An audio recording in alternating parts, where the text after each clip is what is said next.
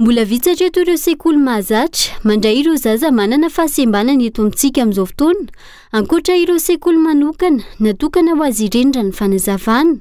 Antony isian'ny fampiofanana ireo mpampianatra sy talentsikoly. Inenivon'ireo toeram-pianarana mahazatra izay tafiditra anatin'ny tetikasa miara-mianatra hanamora ny fampidirana mianatra ireo zaza manana fahasembanana. Arak'izay fanabeazana mampiaty zay dia ny tena antom-pisinay zany dia mampiditra ireo zaza manana fahasembanana any amin'ny sekoly mahazatra.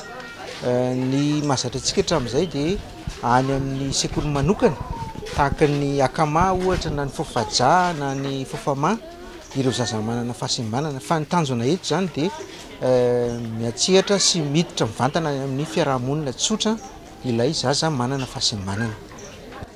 Dia tafiditra ao anatin'izay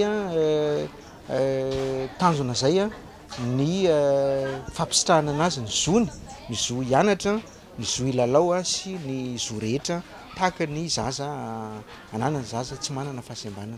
Anisan'ny asa ataonay ny mandresy lahatra ireo sekoly mahazatra handray an'ireo zaza manana fahasembanana.